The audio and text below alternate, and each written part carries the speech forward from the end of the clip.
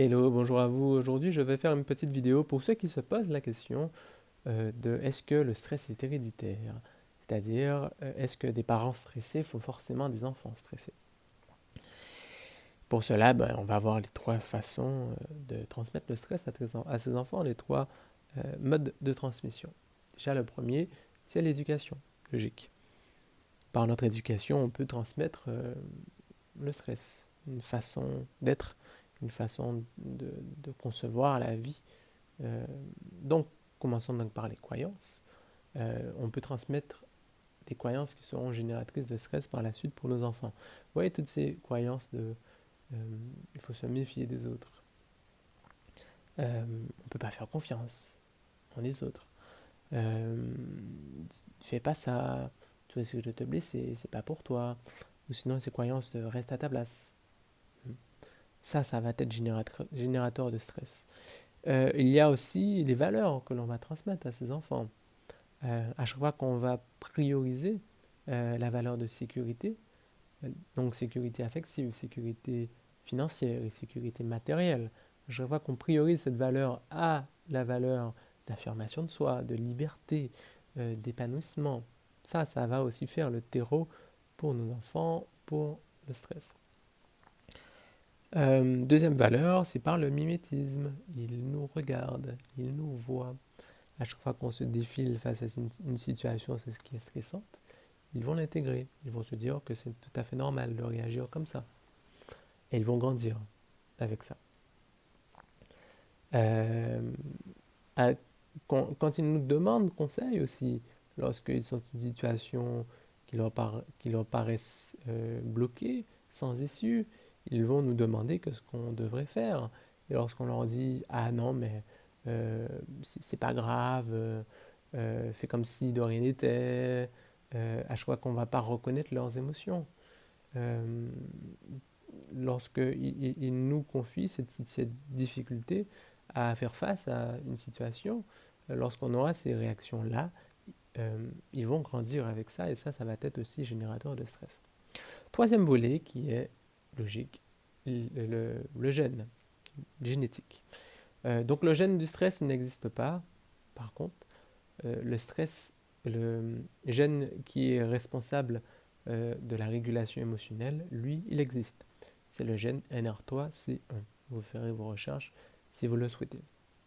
Donc si j'arrête la vidéo ici, ça sera bien anxiogène, angoissant et même déprimant. Se dire que il n'y a rien à faire, si je suis stressé, c'est à cause de mes parents, et si je suis parent et que je suis stressé, je vais forcément transmettre le stress à mes enfants. Non, il n'y a aucun déterminisme. J'ai beaucoup de patients qui sont stressés et qui ont des enfants qui ne sont pas du tout stressés. Par exemple, lorsque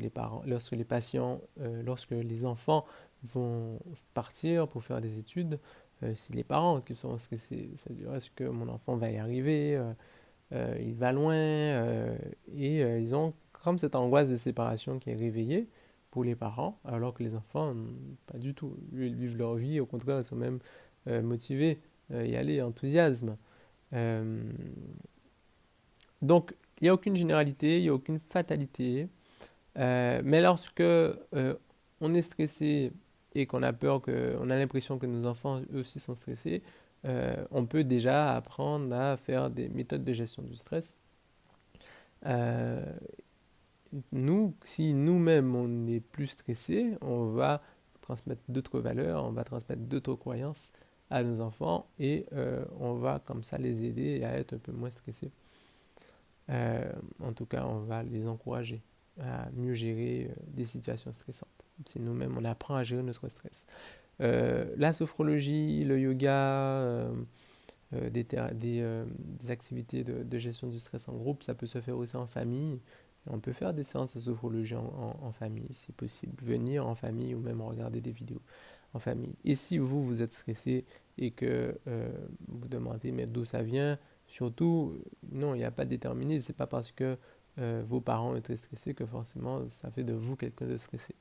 Euh, c'est pas, il n'y a aucune causalité. Et surtout, il y a ce qu'on appelle l'épigénétique. Donc, c'est pas parce que nos parents ont eu un gène, que nous, on a forcément ce gène-là. En tout cas, qu'il va s'exprimer de la même façon. L'épigénétique nous montre que l'expression de nos gènes va être différente, va être modifiée par notre environnement.